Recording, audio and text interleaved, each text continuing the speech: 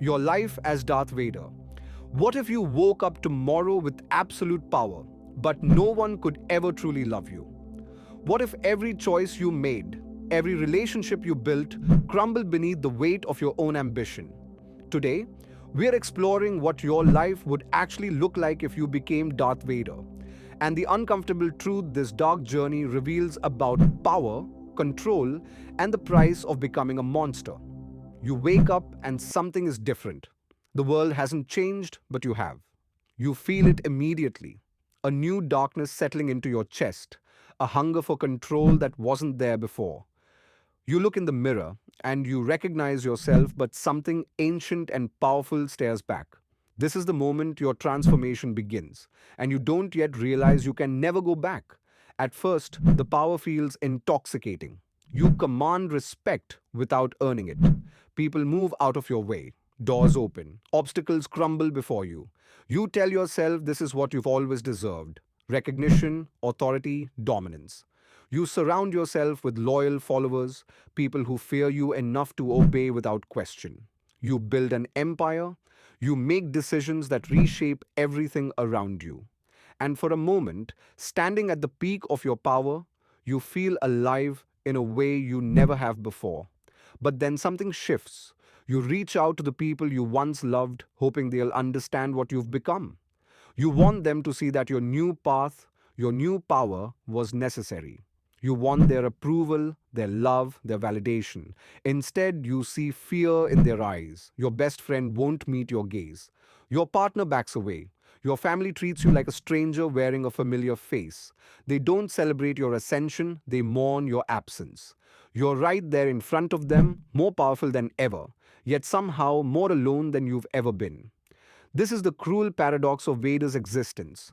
Power and love are not compatible currencies. The more you take of one, the less you can hold of the other. You begin to realize that every choice that increased your control simultaneously decreased your connection.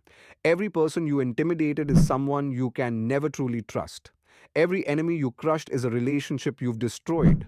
You've won the game, but the game no longer has any meaning. You try to convince yourself that you don't need them. You tell yourself that emotions are weaknesses, that love is a liability, that you're stronger without the burden of caring about others. But deep in the spaces where you're honest with yourself, you know this is a lie. The power tastes hollow.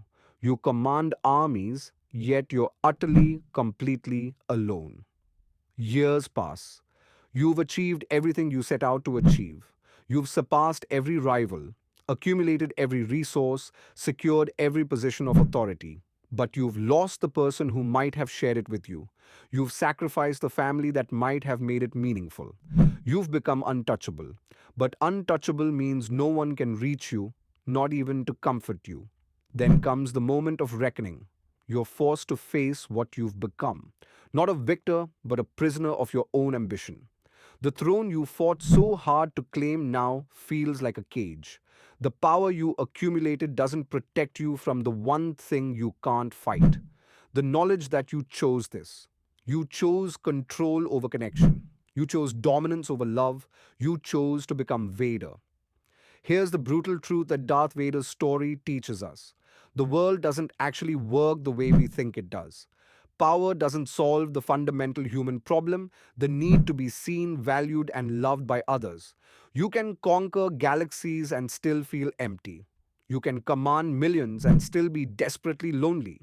You can become the most feared person alive and still be haunted by the relationships you destroyed to get there. The real tragedy isn't that Vader was too powerful, it's that he was powerful in all the wrong ways.